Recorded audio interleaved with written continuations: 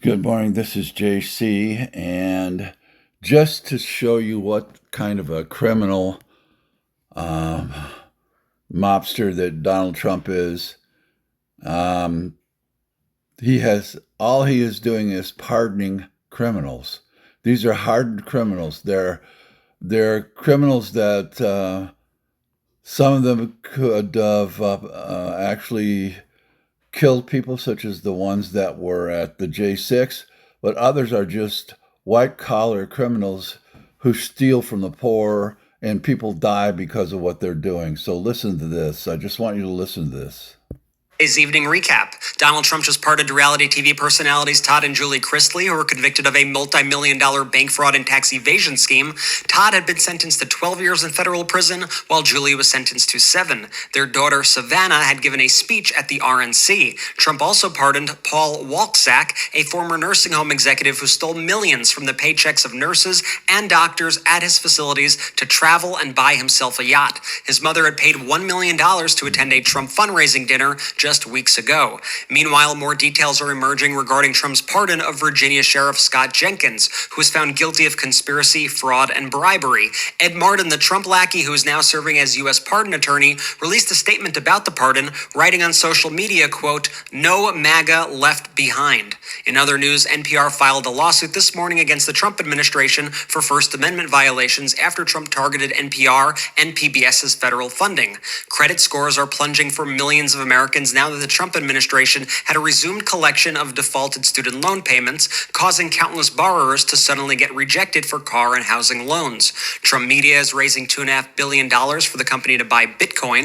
The U.S. has ordered its embassies worldwide to stop new student visa interviews.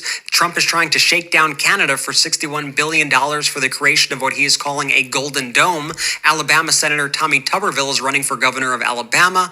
RFK Jr. removed COVID-19 vaccines from the list of shots recommended for healthy pregnant women and children, a move that will likely make it so insurance companies stop paying for the shots. And that is just the tip of the iceberg. To get all the news, remember to add the Midas Touch podcast on Apple Podcasts and Spotify. And There you go. That's all the news that's news.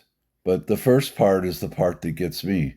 We have a convicted felon, a criminal, and he has a lackey, a minion, a toady, pardoning other criminals, white collar criminals, blue collar criminals, law enforcement criminals.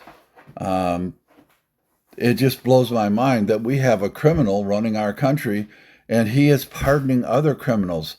He's talking about the criminals that come across in the way of immigrants from Mexico and Brazil and Bolivia and all that, when he's taking all of these criminals out of our jails and releasing them on us, the general public, to do whatever they want again.